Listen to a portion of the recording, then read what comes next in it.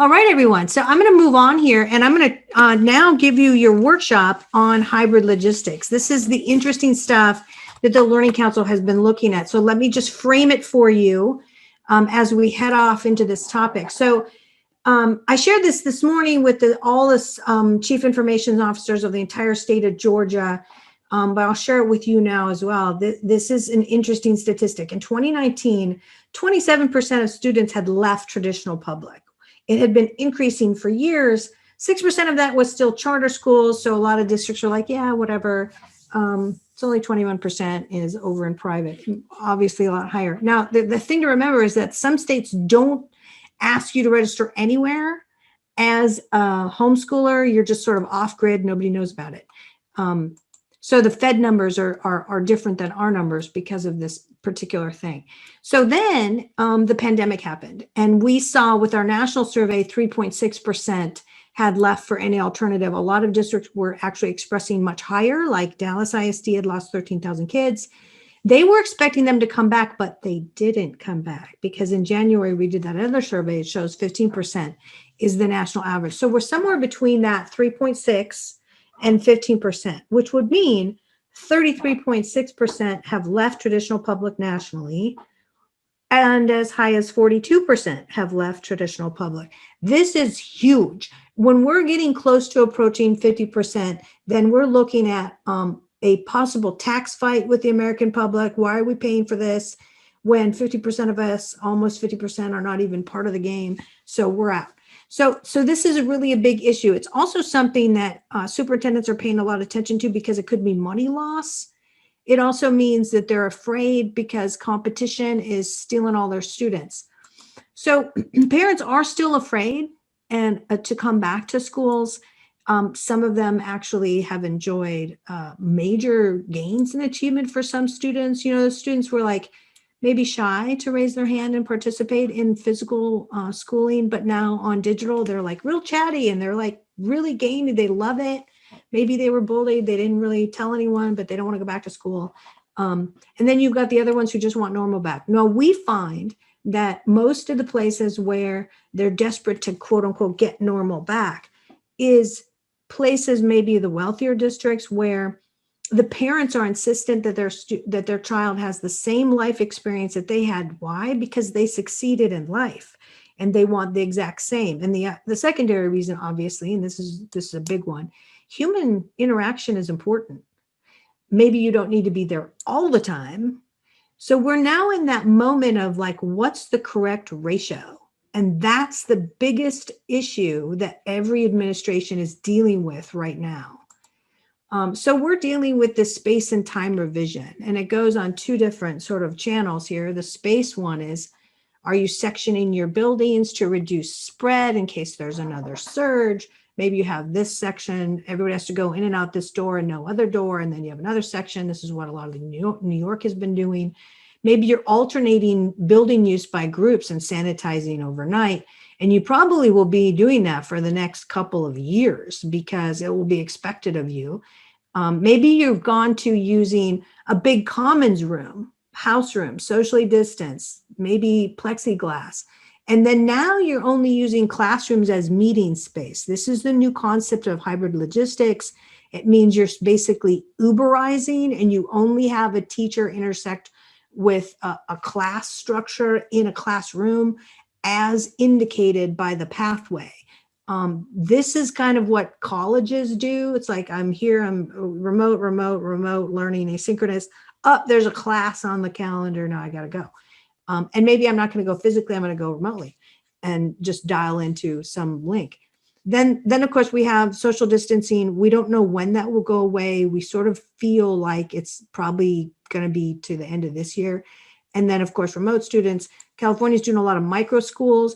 More and more places are contemplating micro schooling so that they can reduce cost of busing. That reduces impact on the environment.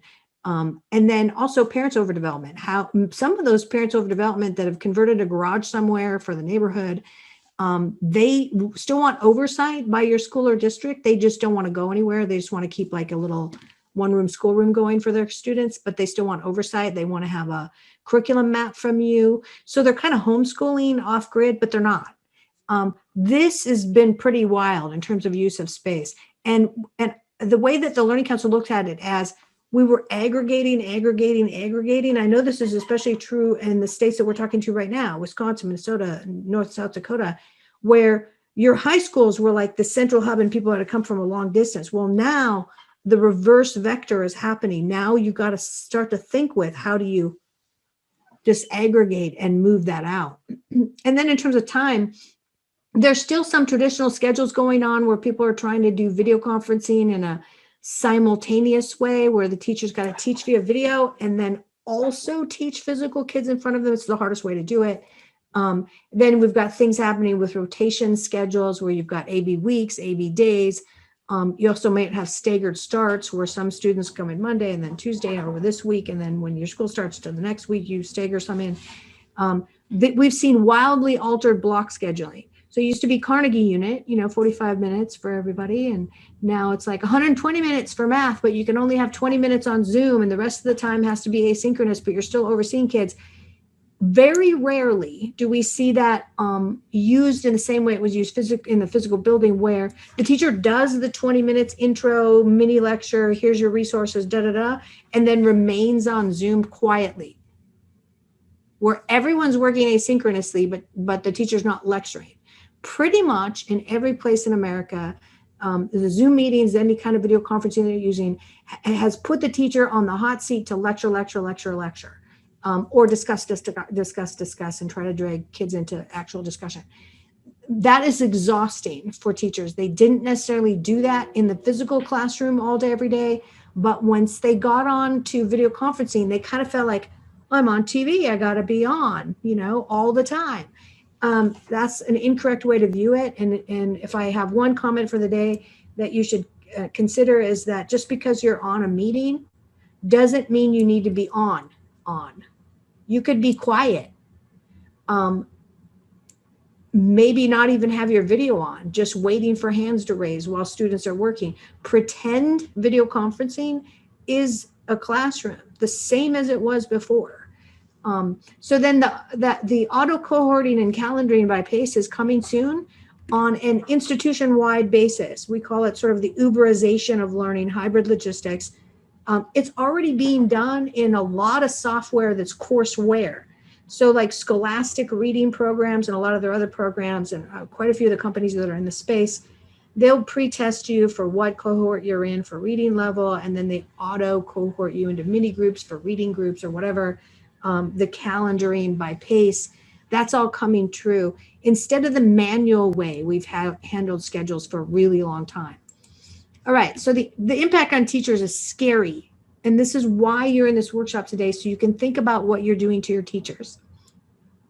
If you're teaching from home via video conferencing system, maybe you think you got to be on all the time, but you don't. Maybe you're teaching in the classroom, some classes on campus, but you're also simultaneously teaching people by video. That's hard because you can't walk off camera. In fact, there's some districts that we know of in Georgia where you're never allowed to walk off camera. That's kind of scary. You should be using something where the camera tracks you so you can walk around, and you definitely need to be using something like Lightspeed's audio enhancement technology so you can audio enhance the masked kids that are 30 feet away from you, and audio enhance the individual teachers so that any kid anywhere in the room can hear them, as well as if they walk off camera, the feed goes right into the video so that the kids at home can still hear. So then you have frontline and backline teaching. A lot of people, districts that mad scramble to have their digital lessons created, formed frontline and backline. It's kind of like the newsroom of a big media television station. The person at the front who's going to be on camera is scripted by a ton of other people that are doing all that writing behind them. That actually worked for a lot of districts, and they found that teaching teams is something they want to keep forever. Maybe rotating different lecture style stuff, but the rest is all like, let's build this together rather than every sixth grade teacher all on their own for math. Let's do this as a team. Then they had teachers sometimes assigned to be roving. That's really hard. It was hard for special needs teachers back in the day. It burnt them out where they had to go school to school to school to school. So assigning teachers to rove you also had to isolate them to maybe only one neighborhood. That was hard as well in terms of logistics. And then you also had this thing happening, which is why I was so glad FevTutor got on, of direct instruction on demand online. This was huge during the pandemic. It continues to be huge. It's not going to go away. You need to start thinking about it. And here's why. Many superintendents told us they had to tell their teachers, stop taking phone calls after 6 o'clock. You can help on some things, but you're on the clock. I have union demands. I can't keep you on the clock all day, every day. You got to stop. Or they were doing all of their lecture style conferencing all day long and then doing all their lesson plan at night. So they were working, 18-hour days. That's kind of ridiculous. So this on-demand online thing has also caused a lot of schools to reach out and want like their own separate phone for teachers so that you can turn it off at night, but still keep your own personal phone on in case your mom or grandma calls.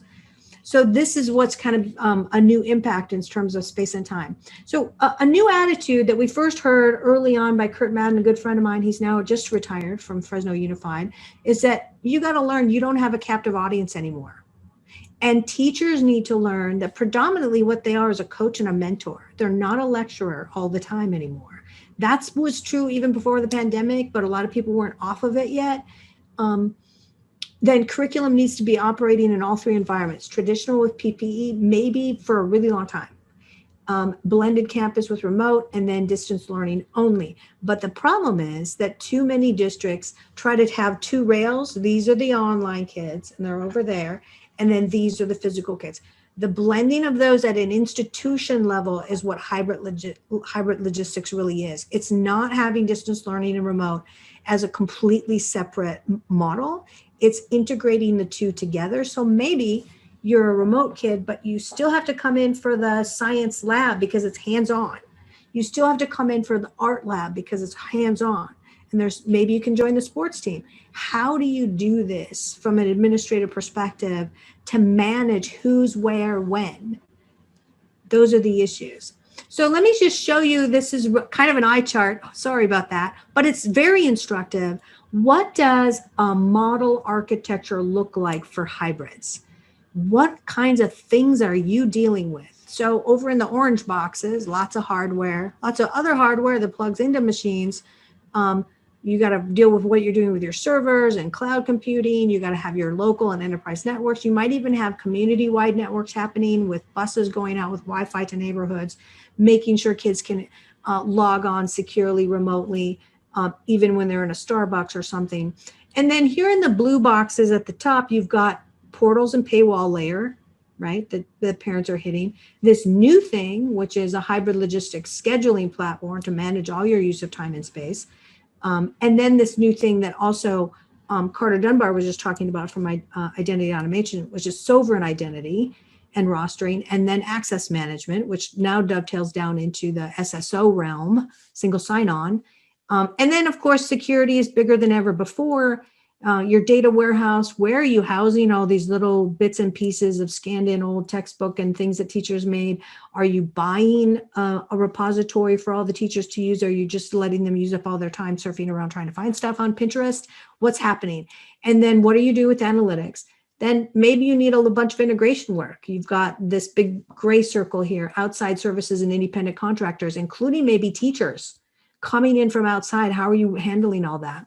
And then below that in green, you start to get into the systems, like first, basic systems that need to be filled up with stuff like your student information system. Maybe you need an LMS, and then grading, badging, testing, facilities management, PD, financial management. There's a lot of different systems, right? So the workflow between maybe your robust learning management systems, which we do believe you need, you may be using just Google Docs, but there's a lot more to the world in terms of sophistication in lesson planning in the big iron LMS. Now you got to deal with workflow and routing. This is the fall down point for most schools and districts, and particularly teachers. The workflow of everything, hard. And then you've got a bajillion apps, ebooks, maybe they're in collection sites, so they're Lexile, they're leveled, so they go by grade. You've got maybe online courses you're using, independent of the courses that you're already offering. as electives or maybe other stuff. You've got course collections things. You're using courseware. Maybe you're using it only supplementally, or maybe you slid it into core and it's actually teaching kids math, and teachers are checking dashboards and then running around and just doing direct instruction for the kids that are slower in the system. And then all your discrete content, video, apps, stuff. And it's different in every grade. It might be different school to school because you've issued no edicts about let's all use this and not try to like everybody learn everything, which is hard on parents. We heard a lot of that.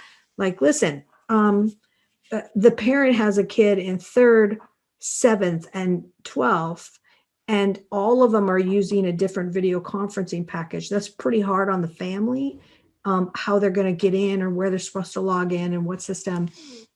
So then you have up here in the corner, you have this new thing emerging, auto cohorting, auto distribution of resources, and auto calendaring, so that the student actually could have a fully personalized pathway, but not give up the intersection with humans and other students. Hoping you guys are going to ask questions and raise your hand along the way and say, what are you talking about? I don't get it. Or, make something other sort of positive. I want to talk for a second about screen learning. The biggest study we've ever seen, 4.5 hours per day is good for teen brains. If you get beyond that, it's a little bit bad. That was the biggest study, 120,000 15-year-olds. I haven't seen anything on the much younger kids, but that leads us to believe that you should be thinking with a 40-60 split. So 40% passive screen learning, meaning whatever they're doing on screen is passive. It's not like playing a game. It's not like doing an essay. It's not moving through courseware where little things are flashing up and you just got a star and now you do this. It's passive, meaning lecture style, watch a video only, it's not active. So 40%, which is about 2.5 hours of your entire school day for all teachers to share, so that you're leaving 2 hours for personal use at home. And then all the rest of the time for all the lesson plans should be project-based, whole group. So if we're on video together, we're talking, we're maybe in breakout rooms, we're maybe working on something together while we're still on video with other groups, but it's, or maybe direct one-on-one instruction via video, but so you can still be on the screen, but it's active, not passive. All right, so your big questions are your use of space, your use of people, your workflow, and your time. And our prediction as Learning Council is the construct of old is not going to remain the same. Here's the biggest reason why. The problems teachers have right now is that a lot of them have to live teach and virtually teach at the same time. Hard. And if they really think they got to be lecturing the entire time, that's going to really be a huge debilitator in terms of their energy level, because it's almost impossible for humans to do for 6 hours a day. Then they also have to distribute and collect assignments. And a lot of that in a lot of systems is manual. So it's send an email or push this in the system, make sure you check the right students, push. And then it comes back in terms of assignments. And you have to then manage each individual one. Imagine several thousand email a day, or checking every single thing in the dashboards, and answering, grading. This is a lot of traffic. This is not the same type of traffic you had in the physical environment with paper, or you're checking for understanding live while you're teaching something at the whiteboard and you're checking the students' understanding. People are raising hands, question and answers happening. It's a very different realm when you just maybe handed out a piece of paper to the front row and they handed it back. So if you're not thinking about this traffic, it is a huge debilitator on teachers, and a lot of administrators don't realize what they're doing to their teachers. So, and then you also have to manage the curriculum resource. Maybe you're like, okay, I'm teaching this lesson. Everything has already been single sign-on out to the students. They're just told where to log in. But I have another thing I want to share. Now I got to mess around with making sure it's in the system, or I have to send out a link, and that's another piece of traffic. And then you're also managing individual back channel communications, teacher to student, student to teacher, and parents. Huge traffic. A lot of people complaining about this all during the pandemic. All right, so what this means for teachers is if they want to actually map individual resources, this looks like air traffic control to me. then they're going to break it up. So Johnny's going to be in HMH and then image learning later, and then overlapping with some piece of open education free resource that I have, but that's Johnny's map. And then I've got Isabella, and she's got this map. And then maybe I couldn't possibly personalize for every single kid. So I broke them into groups, fast, medium, and slower.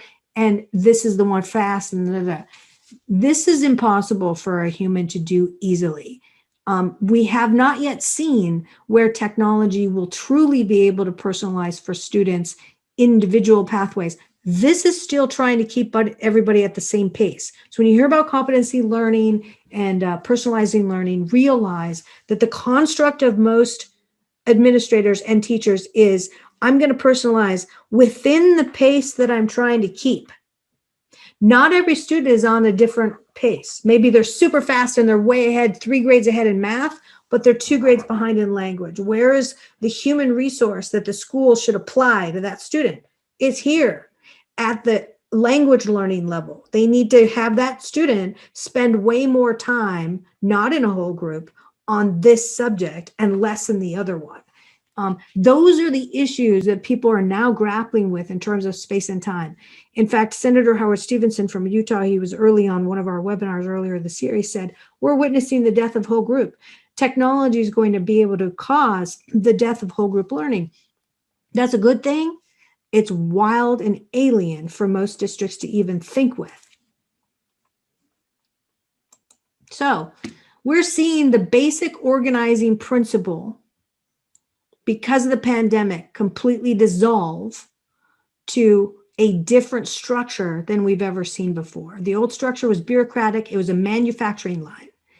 Now we're seeing way more move in a mutation pattern to individualization.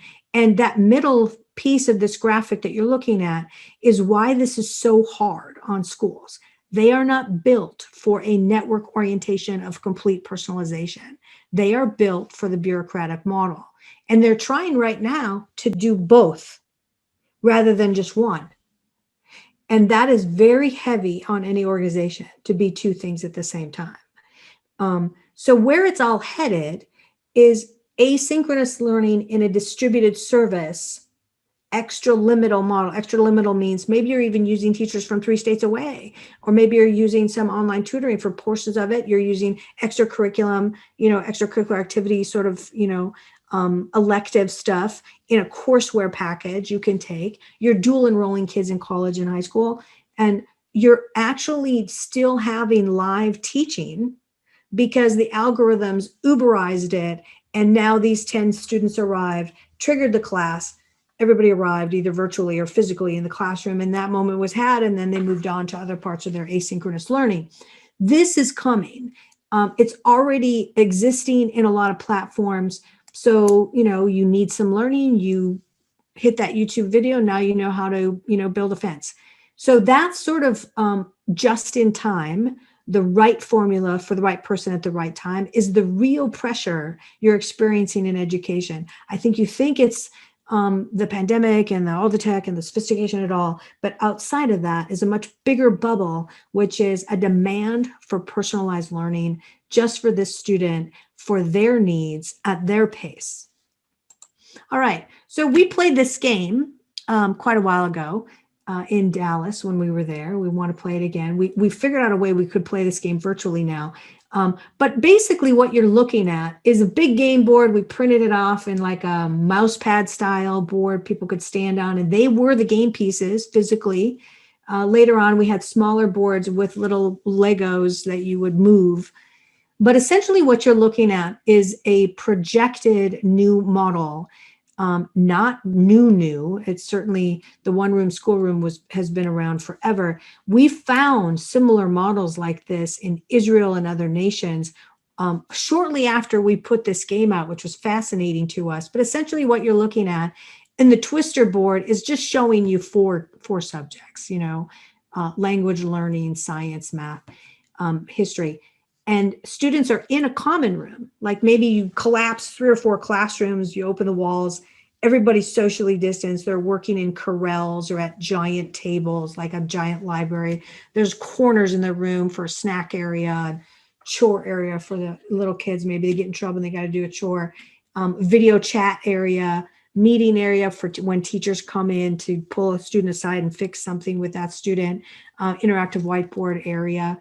But there's always oversight, either by a paraprofessional or a rotation of teachers. So the students are progressing on that 1, 2, 3, 4 steps. Maybe when they hit step 4, it's a classroom. And they're the first one in of a cohort of 20 needed. So they have to wait for the other 19 students to arrive. So their little notification window comes up and says, you're the first one in, or, you have to wait till the notification, please study your next subject. So they jump over to another subject, or they backtrack and study more. So they're more prepared for the upcoming class. Maybe there's even an upcoming test in that same subject. Or maybe they have dedicated hours they're supposed to study and they're supposed to jump to another subject anyway. As soon as that class gets triggered, teacher would come into the room, take the students out over to the classroom, or maybe they're old enough to go themselves with a pass. So they arrive in the classroom, they have the lecture moment, the small group hands-on moment. Maybe it's a lab where they're doing some experiment or something. And then they return to their same learning. This is what is freeing teachers as a model, this hybrid logistics model, from running the classroom. And if you think about how much time there is in just running the classroom versus the exact moment of teaching, it's really a large amount of time for teachers. Different sort of structure, maybe the house room is the kindergarten room, and teachers in there the whole time. For younger kids, it'd be a little bit different. All right, so we have this game available for download. It gives you roles. You could be the math role, you could be the student role, the house leader role. The game leader basically says move every 30 seconds to your next game position. That way you're seeing the motion that would happen in this hybrid logistics sort of flipped all the way to the institution level change. The reason that we're talking about this, and certainly not every school district's even going to understand what I'm talking about here, but the reason we're talking about it is because the burden on teachers is becoming overwhelming. Teacher-centric models are ancient, and we always will need human intersection. Human teachers are really important for the curriculum mapping and the lesson planning. They always will be, being able to completely individualize and actually unravel an individual student's misunderstanding so that they get it and move on, always going to be huge. That hasn't been very much of what teachers were able to do because they were also running everything, checking all the analytics, prepping all the projects, doing all the grading, doing all the targeting. They were overwhelmed with activity. So moving to something that is student-centric and intersects with teaching as needed is really important as a consideration for the next 100 years. And since technology allows this to happen, it will happen. This is basically the premise by the Learning Council, what's going to happen. All right, so how lessons are done right now, so you can grasp where hybrid logistics is going, is, states have their standards and academic frameworks. Then they plot them on the calendar. Typically, it's teach these 3 things about fractions that are the standard in week 1. In week 2, teach this in math. So when a teacher looks at these pacing guides, which are almost universally Google Docs, PDFs, or a spreadsheet, they're over here looking at those. Then they look over here at this odd calendar since the pandemic. I have 20 minutes when on these 3 days, and then the next week it's different days for this subject, and then I got to have asynchronous for the rest of the 120 minutes in that block. Okay, I got to figure out my lesson plan. So I'm looking over here at the pacing, and I'm looking over here at my schedule, and then I'm trying to figure out my lesson plan for the next several weeks, and it's hard. So essentially, they build based on their delivery moment, and most of them will work around the normal running the class structure as well. So once you look at this at level D here, you're essentially having every teacher across the whole district duplicatively in effort to build those things against your pacing. So at the district level, you're building the template, and then everybody else is building everything below. So where this is going in hybrid is here on sample D, a normalized path would automatically mark the point for live intersection. So you can have the Uber ride of that teaching moment that's lecture style or small group or whole group hands-on, project-based. Those are all marked. They're not like in general the moment. Everybody in a classroom. The moment for actual live intersection is tagged. So that would mean that as you're moving along as a student, you're pre-reading or doing your whatever you're supposed to do. And when you hit the red light at the intersection that says, okay, there's a class now for you, but you got to wait till all the other students arrive, or some of them for the first cohort. So you go study something else. And then, well, you get a notification and it says, your cohort is full. We've auto-calendared for 10:30 today.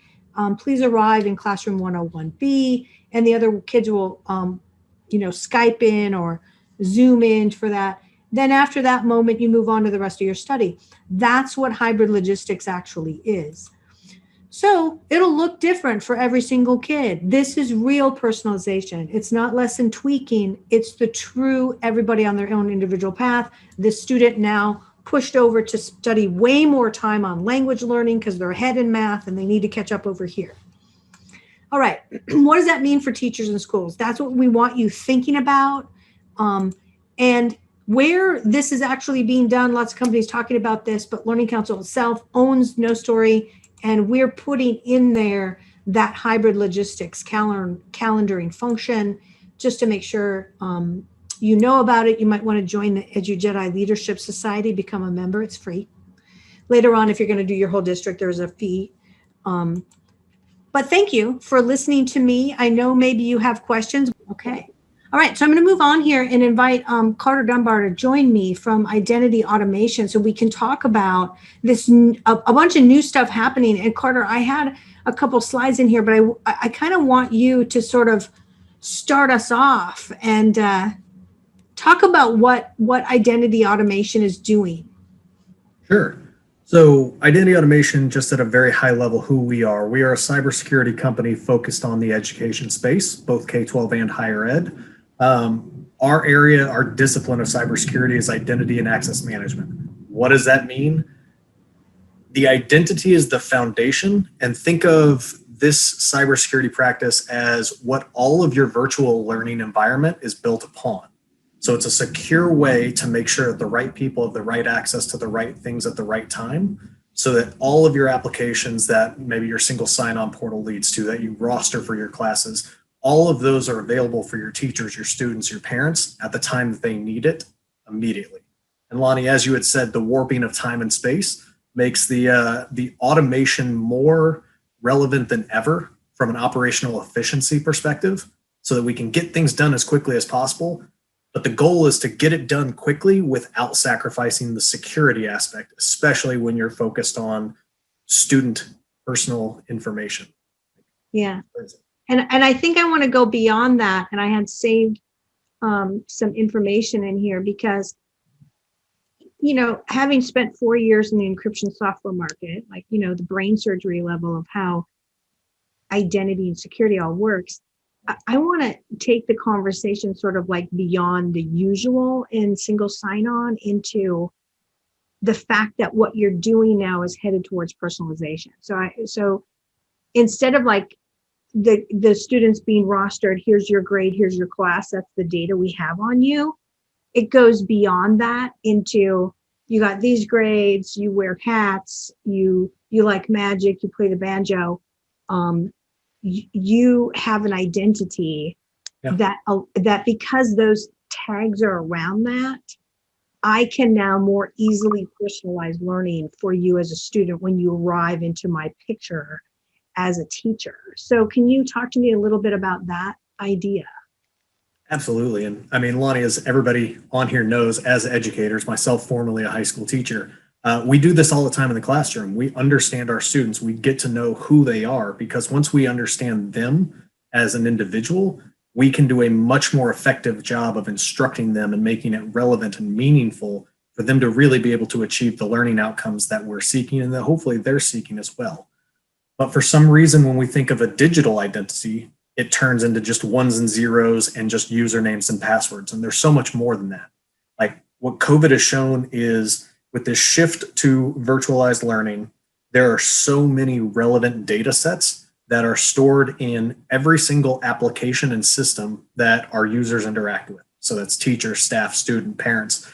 And all of that information is vital to the instructional process, but it's all siloed in walled gardens. And when it is available, there's so much of it that it just overwhelms us because it's not actionable. It's, I need data. Whoa, I don't need that much data. And so the notion that we're moving towards FutureCast, I'm glad you brought this up, with like an identity infused education approach, is to take all of that disparate data and consolidate it to see what a holistic identity of the individual is, so that we can get that personalized learning. We can differentiate based on what the individual needs.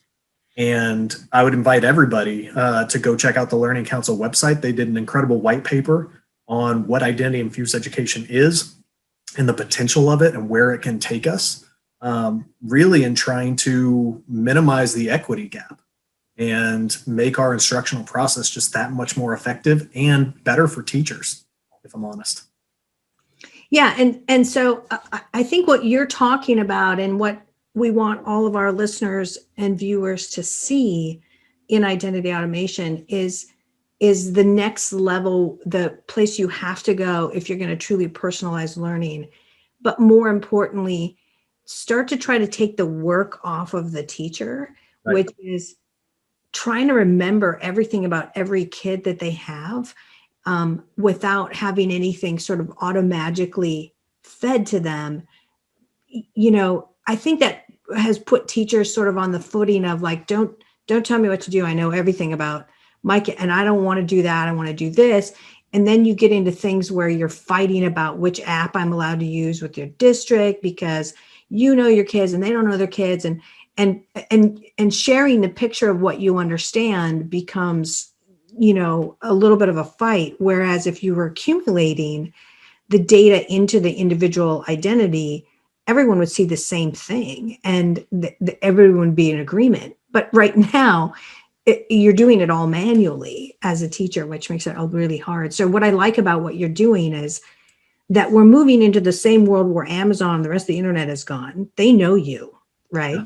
They send you email because they saw you shop for a new sofa, and now they're sending you sofa stuff. We don't know our kids well enough, and that's why identity automation.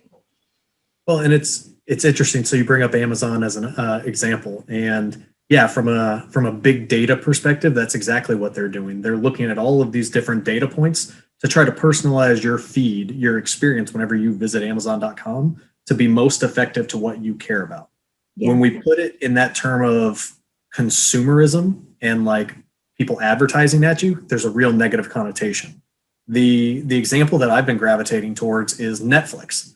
There are so many times that I will log on to Netflix and it will start with, you might like, and then it puts up 4 shows that are movies that I've never thought of. And I was like, oh, yeah, I would like those. Dang it, Netflix, you get me. There's no reason why conceptually we should not and cannot do the same things for our students.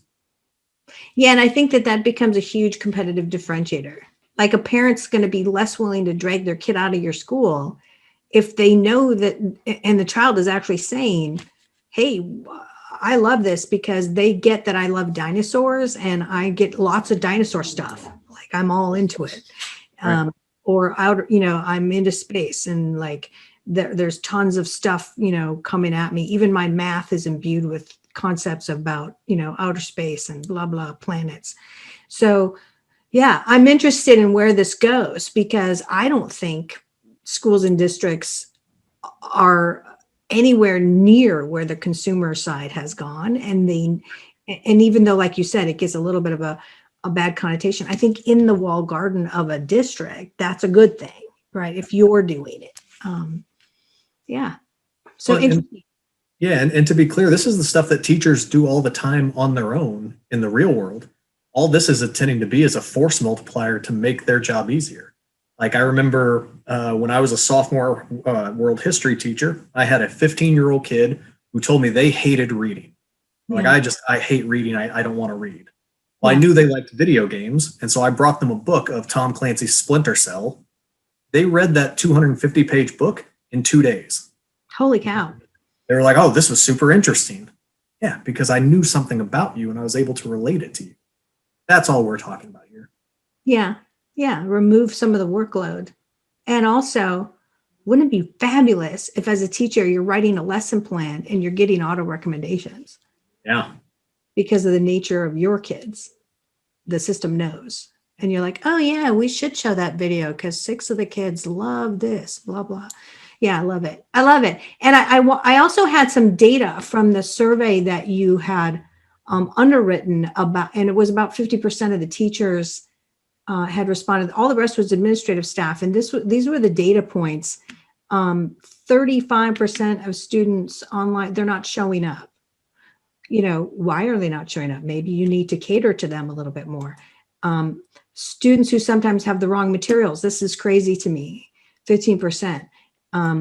Students who can't easily navigate online systems or apps. Again, they're not being catered to. They're having to self-navigate everything. 34%. Students who opted out. This is the scariest statistic of all. 15% of those kids, they're just not coming back. They're not re-enrolling. This is a national statistic. It's not true everywhere. Students who have achievement loss, 51%. Holy cow. And then teachers who can't easily navigate, 30%.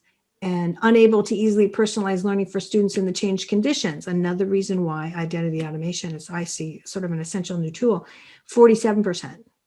Like, that's scary because it means you're not really competitive. And then overly sidetracked into repetitive distribution and collection of assignments, resources, or communications. Again, not being helped by technology, being overwhelmed by technology, 40%. Percent of teachers feeling that overwhelm, 74%. This makes me cry, Carter. This is so sad. I'm like freaked out, but yeah. So those were the data points that we really looked at together. I wanted to share with everyone here, just to highlight another thing. So you might want to type into chat how to get a hold of you. Absolutely. So people can reach out and find out, what is this all about? And do I need it? Can I scale it? Blah, blah, blah, all that kind of stuff. Definitely. So first thing I would say is go to the Learning Council website and check out the white paper that they authored that we underwrote. It's fantastic stuff. I'll throw it in the chat. Lonnie, thank you so much for the time today. Yeah, thanks for being with us.